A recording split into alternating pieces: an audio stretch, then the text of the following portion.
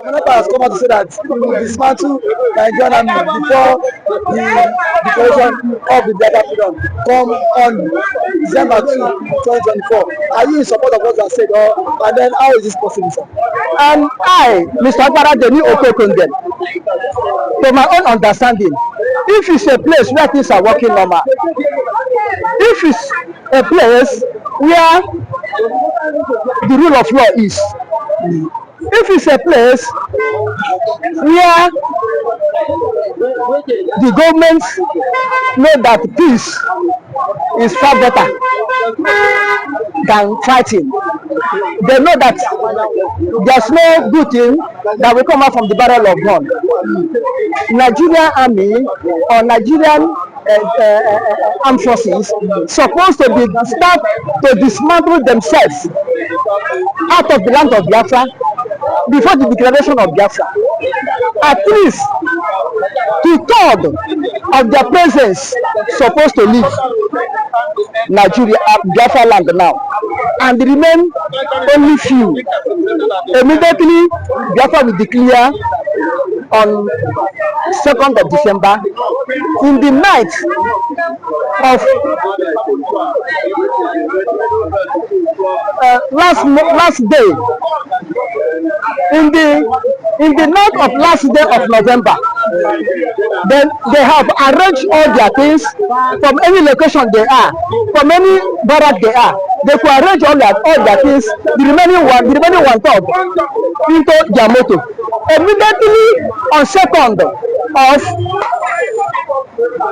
declaration of restoration of Biafra is made, both the Nigerian side and Biafra side take the parade together. Immediately after the parade, they enter their motor or plane or whatever back to Nigeria and leave Biafra alone. But because of there's no love, hatred here and there that will make Nigerian army or Nigerian armed forces to remain in Biafra land. To know what will happen. They remain in Biafra land until you enter push me, I push you. But in a normal process, they're supposed to be alert. Immediately, everything takes place. They leave immediately. The remaining ones leave immediately. Like when a new president wants to swear in, the presidents, the outgoing president and the incoming president will be working hand to hand until the last hour.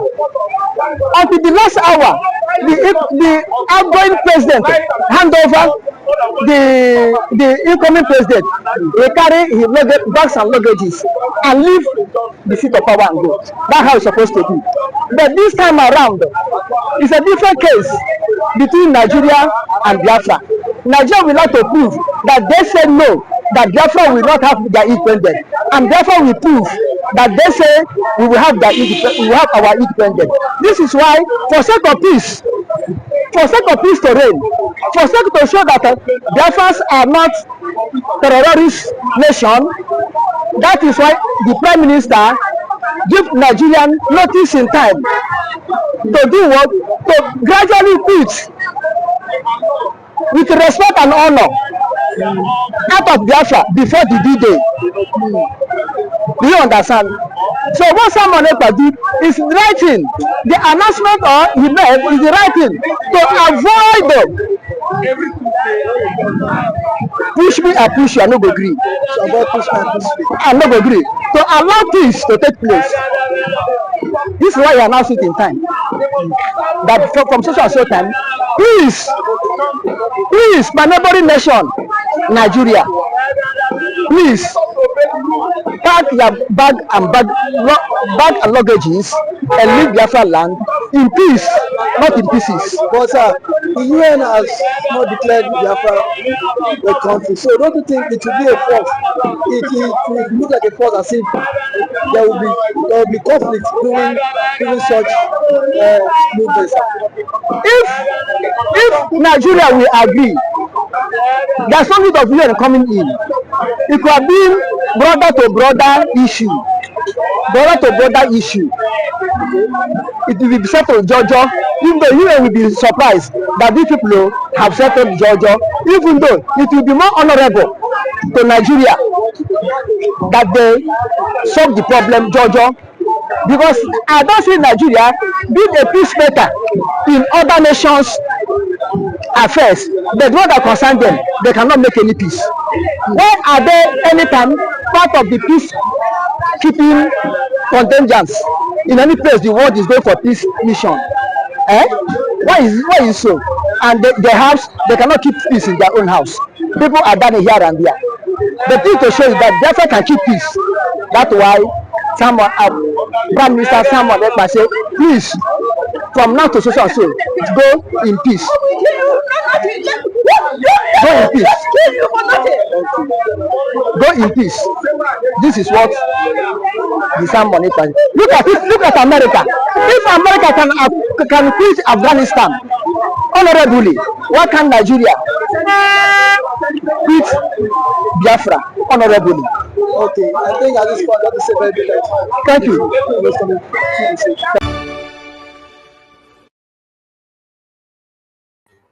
I welcome everyone as I welcome the Prime Minister to the podium, the Commander-in-Chief of the Armed Forces of Biafra, Master Simon Ekpa in Joko. PM, you're welcome to the stage. Thank you very much. Is my voice coming out? Very well, sir.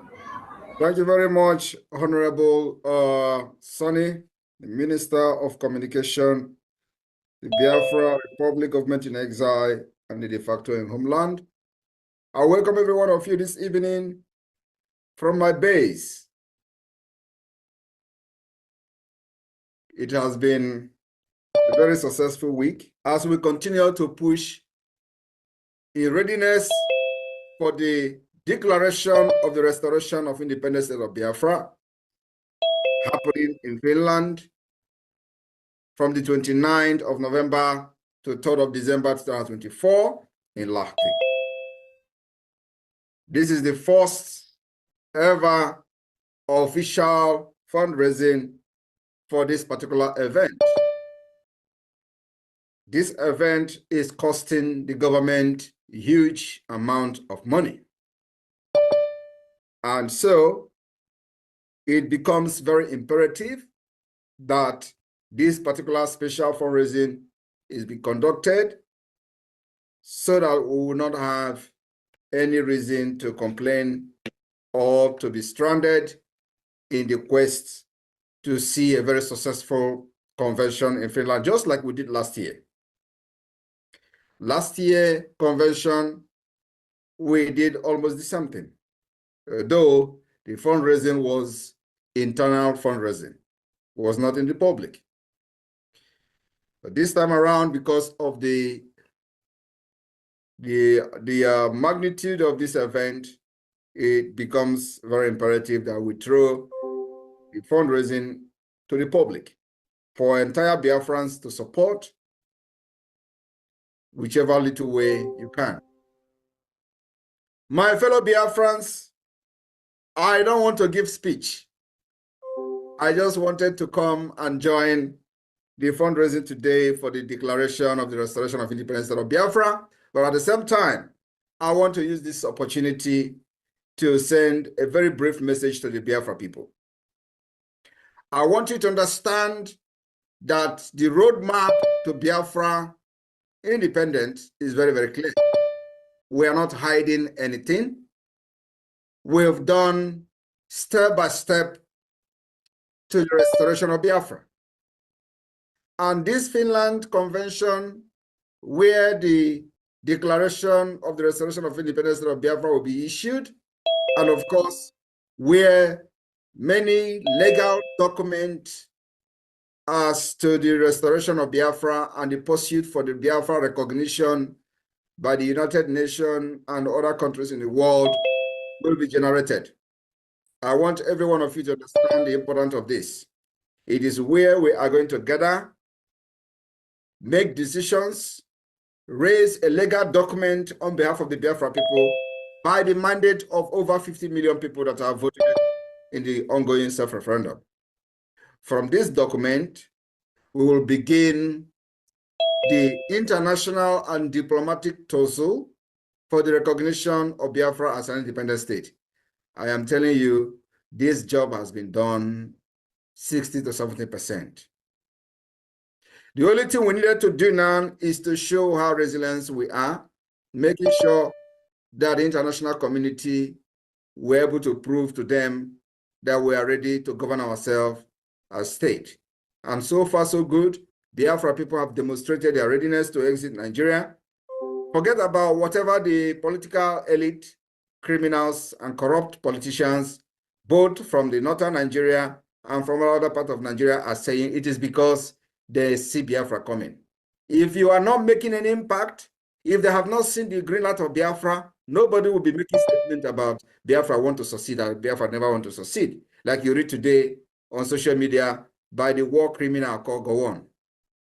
If you are not making this headway, nobody will talk about it. I want you to understand that for over past 10 years or so of the criminals who parade themselves as Biafra agitators, they have never discussed them at the National Assembly. Nigeria never worried about them. For the very first time since after the war, the Biafra issue is being discussed. It has become not just a national debate, not just a national discourse, it has become a global discussion. That is what we have done just within 2 years.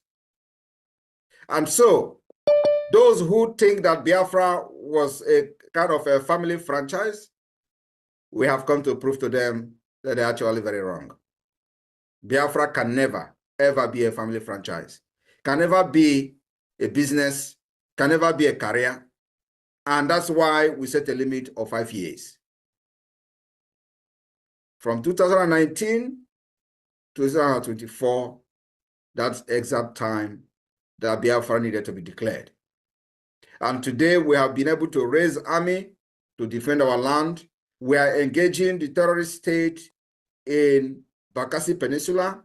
We are engaging the terrorist state in almost the 40 states of Biafra, many of them in low-key. But in the hinterland of Biafra is where this particular defense and engagement is being defined. In the coming weeks, the resistance will spread across the coastal line of Biafra. And believe me, all this involves money. Nigeria, with their multi-billion in military hardware to support terrorism, killing of the people they're supposed to protect, we, Biafra people and Biafra government in exile and the de facto in the homeland, raising funds online to fight this multi-billion-dollar terrorist state. Look at where we are today. For the very first time in the history of Biafra since after the war, the entire commander of the terrorist organization called Nigeria Army, Nigeria Police, Navy, and Air Force, they went to National Assembly. Not only that, they have cried out to the world to come to their rescue. They say Simon Ekpa is their problem because they never expected that somebody will summon the courage to defend their own people. Unlike other parts of Nigeria, where women and children are getting killed and nobody speaks for them, our own is different. Every one of us in the government have done a very big sacrifice to see that the story that we're hearing from Nigeria, different parts of Nigeria, is not being told about our own people. Rather, we will continue to engage them until they are gone. I want you to understand that the internal enemy, which have supervised and orchestrated a lot of atrocities against our people, will continue to collect water. It is a must and something that must be done to make sure that our women, not just our women, but also those men that volunteer their life to fight in defense of our land, will not be sabotaged and killed like chickens. From 2021, we saw how they were moving our men, young men, able-bodied men who joined ESN, defunct ESN. What did they do? Immediately after they kidnapped Nnamdi Kanu, these men who volunteered, the only crime they committed was to believe that the people that were following were actually fighting for their own freedom, and they volunteered to fight. And then when there was a disagreement on who was doing it right, and they decided to listen to Simon Ekpa broadcast, order was given by these criminals who turned IPOB into occult, because if you don't know, that's what they wanted to do, into occult, and at the same time, they want to use it for political pressure group to be fighting for the political elite. Everything they have accused many of us today is what they do. They are accused of kidnapping, they do kidnapping. They accuse us of killing, they do killing. And that is why some of these killings that we've seen, these people committing against our people, can never, ever be forgiven. I want to share one of the one that broke the camel's back was the death of Obinna. Obinna, when we hoisted a flag, a Biafra flag, every one of you remember, when we hoisted a flag across Biafra land, Obinna hoisted a flag in army barrack in Aba. On his way back, he was captured on the order of Mazi Nnamdi Kanu's sister, on the order of Chinasa Nworu, on the order of Ikechukwu Ogua. This young man committed no crime. He was killed, murdered. He have kids and a wife. His crime was that he believed in what Simon Ekpa was doing. His crime was that he decided to hoist the flag of Biafra. He was not killed by the terrorists in the army. He was not killed by the terrorists in the police. He was killed by these criminals who want to use Biafra as a franchise, as a family business. He was murdered.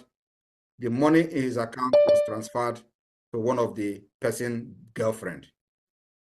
I want you people to understand that many atrocities have been committed against our people. So what you see them shouting on social media today is what they have done against our people. But we are here to stop them. And I promise them that all of you that participated in killing Obinna, you will all go down for it. And you know, when they thought we've forgotten, that's when we strike. And this is the beginning. I want you to understand that the self-defense, sensitization of our people, and sanitizing our land is a must. Is a must. They preach that if you kill a Biafran, Biafra will never come. That's why the land of Biafra have deserted and departed from them. Because they have committed these atrocities and they continue to lay this curse on themselves. That anybody who shed the blood of a Biafran will never, then Biafra will never come. That is from them. We don't share the blood of innocent Biafrans. We fight the enemies with guns who come to kill our women. And that's why the Biafra Liberation Army was raised to do. And at the same time, making sure that those inside enemies who have been used to point fingers on our people and participate in one way or the other will be dealt with decisively. When this atrocity was being committed, they said, anybody that talk about Simon Ekpa in any camp, kill him. And I want the entire media team to look for the video, for the audio of the criminal in Kuwait, Chinasa Nworu, giving that order. Do you know how many Biafran that were killed for mentioning Simon Ekpa? You don't know. What crime did they commit? They committed no crime other than they listened to the broadcast Simon Ekpa was doing. They were doing this thing thinking that a day like this will never come. They killed as many as possible, buried many alive. For what crime? For saying Simon Ekpa was doing it right. And you know, I am not God. I don't avenge death of people. But one thing I promise to those who have committed this crime is that they will never live to tell the story. I swear to God. The second time I am swearing to God in the Biafra struggle. One was the killing that happened in Enugu yesterday by Peter Mba, or 2 days ago by Peter Mba, where innocent Biafra was killed. My attention was called to the killing of that boy. This is the second time. I am saying that those who killed those who did not commit any crime. Even if they committed any crime, you are not caught. You are not caught. You don't have any right to take anybody's life. Biafra have not become an independent state yet, so we have a judicial system working. So you do not have the right to kill anybody. But those who have come in the name of Nigeria terrorist state to kill our people in the course of defending our women and children, you can take anybody who come to kill our people. That is completely normal and approved by any court in the world, any law in the world, because it is called self-defense. But innocent people who you were fighting Biafra together, and all of a sudden they decided that you are not doing it right, that somebody is doing it right, and they decided to take their life. You will never ever live to tell the story. I am not Mazi Nnamdi Kanu. I have said it several times. I am Simon Ekpa, and under my leadership, I will lead to protect those who believe in me. I will live to make sure that you do not kill anybody who believes in what I'm doing, and live to tell the story. That is the promise I'm giving to the enemy, both from the Nigeria and from anybody. Anyone who is following the Biafra government, you can't kill the person like you have killed in the past and live to tell the story. It does not matter how many years it will take us to get you. We will get you, and you will pay for the killing of our people. This is my word this evening. I want to also make it very clear that, look, some people are sharing video of sit at home on the 21st and 22nd. There is no sit at home on the 20, there's no sit at home on that days that was mentioned in the video. Every Monday, sit at home remain the same. We have not changed from that. Tomorrow, Monday is sit at home. After that, there is no sit at home. You wait for the announcement on our sit at home. We are very, very, very busy cooking for the enemy, which is the Nigeria state. And so, at the same time, we'll be distracting them with our activities on social media. Many of you forgot that in those days I used to dance. They didn't know, they didn't see today coming. If they saw today coming, they would, take me seriously even with the dance I was dancing. So today, I'm not dancing anymore like that. I'm doing something different. I'm making sure that those who think they can, use propaganda to convince and distract what we're doing, we will engage them. This meeting is being recorded. Whether you are a woman or man, I will engage you. And once you come, I will remove my suit, I will remove my tie and wear my t-shirt and come to your level and deal with you. When it comes to this Biafra, don't regard me as a prime minister. Prime minister is only when you have a state recognized by the United Nations and you want to behave like a politician and be politically correct. I am not that particular politically correct. I am not politically correctness prime minister. I'm a prime minister that is fighting for freedom, and we are in liberation phase. So do not look at me with my suit and want me to be, I am not a normal human being until Biafra is recognized. Then we will begin to go into international stage and behave ourselves as people that are civilized. For now, I will be just like you to make sure I defeat you and save my people. May God bless every one of you. I declare this fundraising open. That one. See you in Finland. See you all in Finland, where it will happen. Good evening, everyone. Welcome to this